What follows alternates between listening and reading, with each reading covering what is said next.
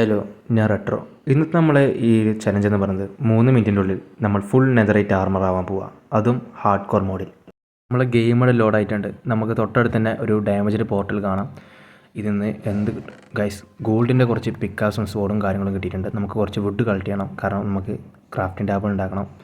നമ്മളിപ്പോൾ crafting table ഉണ്ടാക്കിയതിന് ശേഷം ഒരു സ്റ്റിക്ക് ഉണ്ടാക്കിയിട്ട് ലാഡർ ഉണ്ടാക്കാനാണ് ഉദ്ദേശിക്കുന്നത്. കാരണം ലാഡർ ഉണ്ടെങ്കിൽ നമുക്ക് ഹൈ ഡാമേജ് ഒഴിവാക്കാൻ പറ്റും. അപ്പം നമുക്കൊരു ലാഡർ ഉണ്ടാക്കാം. 2 ലാഡർ കിട്ടിയിട്ടുണ്ട്. പിന്നെ വോയിസിന് എന്തെങ്കിലും പ്രശ്നം ഉണ്ടെങ്കിൽ ഒന്ന് ശ്രദ്ധിക്കുക. ഒരു ബിഗിനറായ രീതിയിലാണ് ചാനലിൽ ഫസ്റ്റത്തെ വീഡിയോ ആണ്, അതുകൊണ്ട് ഒന്ന് ക്ഷമിക്കുക.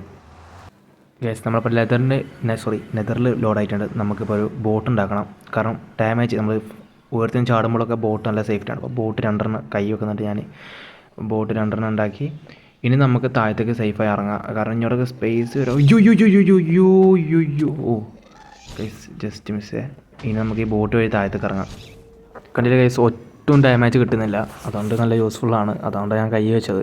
എൻ്റെ സൗണ്ടിൻ്റെ കാര്യം പറയുന്നതനുസരിച്ച് നോക്കുമ്പോൾ ഇതിൻ്റെ അടിയിൽ പോയിട്ടുണ്ടെങ്കിൽ നമുക്ക് മറ്റേ ബേസിക്ക് എത്താൻ പറ്റും.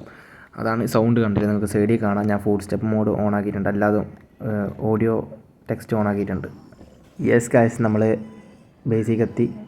നമുക്ക് ലാഡർ ഇട്ട് താഴത്തേക്ക് ഇറങ്ങാം. Guys, ladder വർക്കാവുന്നില്ല.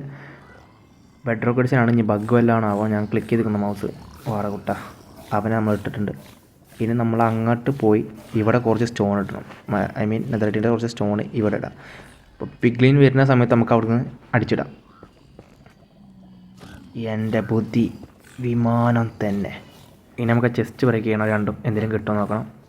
ഓക്കെ, ഇനി നമുക്ക് തിരിച്ച് മേലേക്ക് കയറി പോകണം. പക്ഷേ അതിന് ആദ്യം ഇവിടുത്തെ പിഗ്ലിനെ നമുക്ക് ഡീലാക്കണം. നമുക്ക് അവിടെ കുഴിച്ച് ഇവിടെ സ്റ്റോൺ വെക്കാം.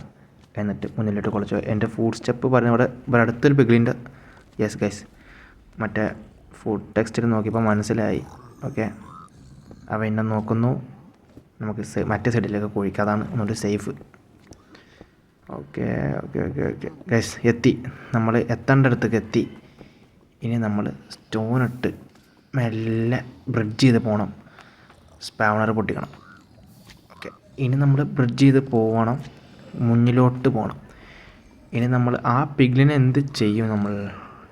ഓക്കെ, നമുക്ക് അടിച്ചിടാം. Yes yes yes yes yes guys, എൻ്റെ IQ വേറെ ലെവലാണ്. ഗൈസ്, നമുക്ക് നെതറൈറ്റിൻ്റെ സംഭവം കിട്ടിയെന്നൊരു ഡൗട്ട് ഉണ്ട് എനിക്ക്. കാരണം നോക്കിയപ്പോൾ ഒരു കിട്ടിയ പോലെ ഉണ്ട്.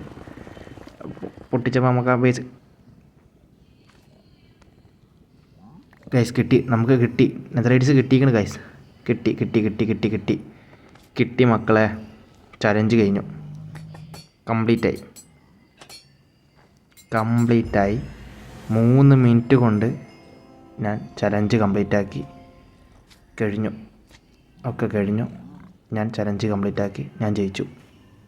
ഈ വേൾഡിൻ്റെ സീഡ് വേണ്ട ഡിസ്ക്രിപ്ഷൻ ബോക്സിൽ നോക്കിയാൽ മതി, കിട്ടുന്നതാണ്. പിന്നെ ഇതുപോലത്തെ മൈൻക്രാഫ്റ്റ് കണ്ടൻറ്റ് വേണ്ടവർക്ക് ചാനൽ സബ്സ്ക്രൈബ് ചെയ്യാം. മൈൻക്രാഫ്റ്റ് കണ്ടൻറ്റ് മാത്രമല്ല, ഒരുപാട് ഗെയിമിംഗ് കണ്ടൻറ്റ് ഉണ്ട്.